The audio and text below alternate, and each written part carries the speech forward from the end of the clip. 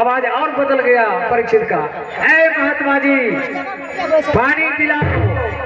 महात्मा जी टस से मस नहीं हुए।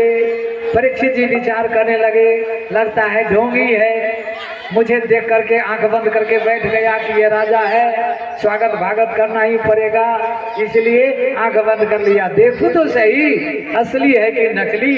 पास में ही एक मरा हुआ सर्प दिखा, धनुष के बाण से नोक पे उठा करके और महात्मा जी के गले में लटका दिया। सोचा कि अगर ढोंगी होगा तो छटपटा के भागेगा, असली होगा।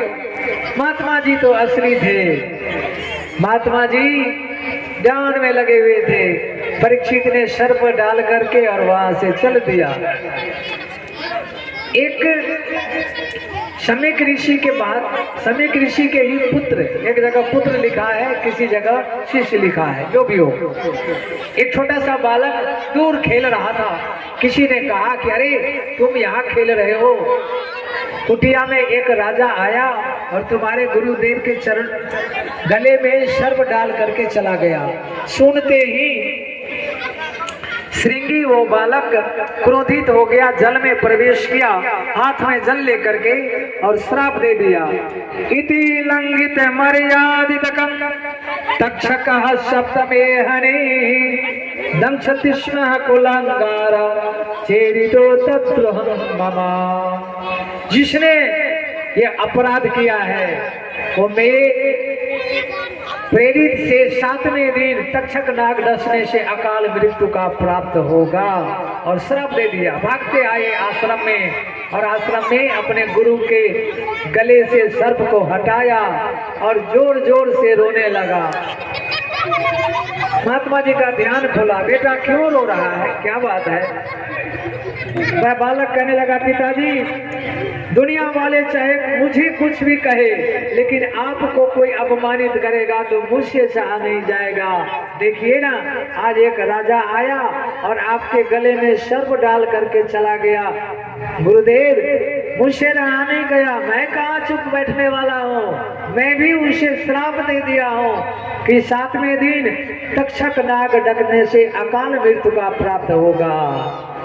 महात्मा जी पुनः आंख बंद किया, ध्यान लगाया, अरे वो तो परमात्मा के परम भक्त भगवान श्री कृष्ण गोपाल के परम भक्त परीक्षित था। अरे बेटा, अरे मूर्ख, तुमने क्यों उसे श्राप दे दिया? अरे अब आने वाले समय में ऐसा राजा नहीं होगा। परमात्मा के परम भक्त राजा श्राप दे दिया और महात्मा जी उसी वक्त अपने गोमुख नाम के एक शिष्य को भेज दिया, हस्तिनापुर जाओ, परीक्षित को कहना कि अब तुम जीने की तैयारी नहीं, अब मरने की तैयारी करो, क्योंकि 7वें दिन अकाल मृत्यु प्राप्त होगा। जैसे ही परीक्षित अपने हस्तिनापुर राजमहल में आए, मुकुट जैसे उतारा, मुकुट उतारते ही याद आ गई कि अरे मैं तो बहुत बड़ा अनर्थ किया हूँ, एक ब्रह्म ऋषि का महा अपराध करके आया हूँ, गले में सर्प डाल के आया हूँ। ओहो हो, कितना अपराध किया। उसी वक्त में कहने लगे, मैं तो 7 दिन भी नहीं रखना चाहता इस शरीर को, जिस शरीर से साधु संत महात्माओं को अपराध हो उस शरीर को तो उसी वक्त मैं त्याग दूंगा, लेकिन अब क्या करूं, 7वें दिन का श्राप लगा है तो 7 दिन तो इस शरीर को तो रखना ही पड़ेगा। और उसी वक्त अपने पुत्र जन्मेजय को राज तिलक किया। अब ध्यान देना, जब निष्काम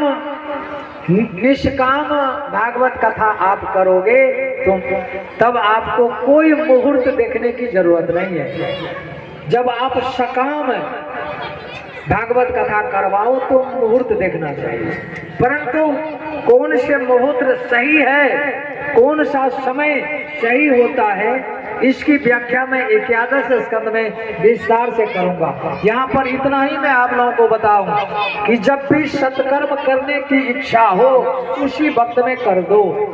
राजा परीक्षित उसी वक्त अपने पुत्र को बुलाया, किसी पंडित जी को नहीं बुलाया, क्योंकि पंडित जी कहते हैं कि 2 महीना बाद में राजतिलक का मुहूर्त आ रहा है, तो इधर तो परीक्षित जी 7वें दिन मरने वाले हैं, तो कैसे होता। उसी समय में अपने पुत्र जन्मेजय को बुलाया, राज तिलक दिया और वहां से चल पड़े। आ गए कहां पर? पावन पवित्र मां गंगा के तट शुक्रताल। वर्तमान में उत्तर प्रदेश मुजफ्फरनगर से 80 किलोमीटर दूरी है। गुरु जी महाराज के आशीर्वाद किधर गए? हाँ, बोल कृष्ण लाल की जय। परीक्षित पहुंच जाते हैं महात्माओं के बीच में और परीक्षित जी प्रश्न किया। वही जोर से बाजा लगे थे, वॉलेंटियर जोर से बजे छे। बोल कृष्ण लाल की वॉलेंटियर एना कहे छथिन ईश्वरे ने एने सटा आबि गेलै। अब पूछने लगे कि महाराज मुझे 7 दिन ही समय है, 7वें दिन मुझे मरना है, तो मेरा कल्याण कैसे होगा? किसी ने कहा कि यज्ञ करो महाराज, 7 ही दिन तो है। किसी ने कहा हवन करो महाराज, 7 ही दिन तो है। किसी ने कहा नाम जाप करो। अनेक साधन बतलाया गया, लेकिन निष्कर्ष पर कोई नहीं आया। अब ध्यान से सुनना, उस समय में सुखदेव जी अभी आए नहीं है, लेकिन सुखदेव जी के पिताजी थे। सुखदेव जी के पिताजी का नाम, हाथ उठाना आप लोग। हे भगवान, वेद व्यास जी महाराज, वो भी थे। अभी सुखदेव जी आए नहीं है, अभी महात्मा सब बैठे हुए हैं। सुखदेव जी के पिताजी भी थे वेद व्यास जी महाराज। वेद व्यास जी महाराज के पिताजी भी थे। कौन? पराशर जी। पराशर के पिताजी नहीं थे वहां, क्योंकि उनकी मृत्यु पहले हो गई थी, शक्ति। परंतु पराशर के पर किया, बैठाया। जैसे ही आए सुखदेव जी महाराज, महात्मा सब कहने लगे परीक्षित अब तुम्हारा कल्याण निश्चित होगा, बस चरण में प्रणाम करो और बस पूछ लो जो कुछ भी पूछना है। तो परीक्षित ने प्रणाम किया। मुंसा प्रणाम करो ना, हम जो पैसे से नहीं हुए जा। परीक्षित जी ने प्रणाम किया और पूछ बैठा। तुरंत इसलिए पूछा क्योंकि सुखदेव जी टिकने वाले नहीं है, इसलिए पट से पूछ दिया। क्या? अतः परीक्षामि संसिद्धिं योगिनाम परम गुरुं पुरुषस्य यत् कार्य म्रियमाणस्य सर्वदा। हे गुरुदेव, मरण धर्मा प्राणी को क्या करना चाहिए? ये बहुत सुंदर श्लोक है, इसकी व्याख्या थोड़ी देर में कल भी करूंगा। मरण धर्मा प्राणी को क्या करना चाहिए, क्या नहीं करना चाहिए? सुनते ही सुखदेव जी महाराज पलाथी मार के बैठ गए और कहने लगे बहुत सुंदर तुम्हारा ये प्रश्न है। परीक्षित जी कहते हैं प्रभु, हे गुरुदेव, ये सिर आपके चरणों में झुक गया, अब आप मुझे कल्याण करो। परीक्षित जी गा उठे, मेरे सिर पर हाथ रख दो सतगुरु स्वामी, मेरे सिर पर हाथ रख दो सतगुरु स्वामी। सतगुरु स्वामी अंतर्यामी, सतगुरु स्वामी अंतर्यामी, अंतर्यामी सतगुरु स्वामी, अंतर्यामी सतगुरु स्वामी। मेरे सिर पर हाथ रख दो सतगुरु स्वामी, सिर पर हाथ रख दो सतगुरु स्वामी। गुरु की महिमा किस विधि गाओ, गुरु की महिमा किस विधि गाओ, गुरु चरण में बलि बलि जाओ, गुरु चरण में बलि बलि जाओ। अपने चरण के भगते दे दो सतगुरु स्वामी। अपने चरण की भक्ति दे दो सतगुरु स्वामी। मेरे सिर पर हाथ रख दो सतगुरु स्वामी।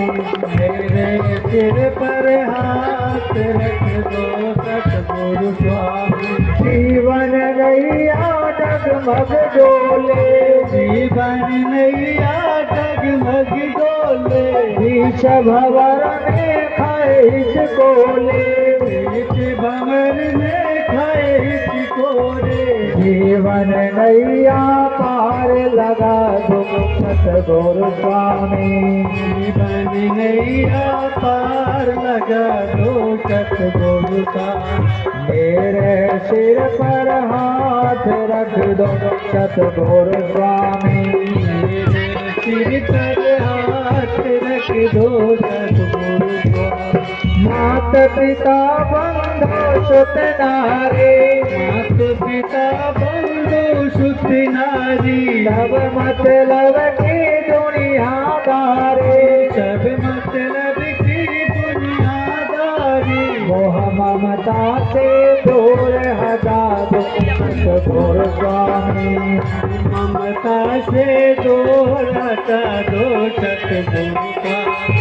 मेरे सिर पर हाथ रख दो सतगुरु स्वामी। मेरे सिर पर हाथ रख दो सतगुरु स्वामी। सतगुरु स्वामी अंतर्यामी, सतगुरु स्वामी अंतर्यामी। अंतर्यामी सतगुरु स्वामी। अंतर्यामी सतगुरु स्वामी। मेरे सिर पर हाथ रख दो सतगुरु स्वामी। मेरे सिर पर हाथ रख दो सतगुरु स्वामी। बोल कृष्ण कन्हैया लाल की जय। अब सुखदेव महाराज पलाथी मार के बैठ गए और परीक्षित जी मुख्य श्रोता के रूप में थे और 88,000 कहते 88,000 ऋषि मुनि महात्मा बैठ गए और भागवत कथा प्रारंभ हो जाती है। अब सुखदेव जी महाराज अपने मुखारबिंद से सबसे पहले क्या बोला ये मैं कल बताऊंगा। और कौन शब्द निकला ले ई कैल खन हम ठीक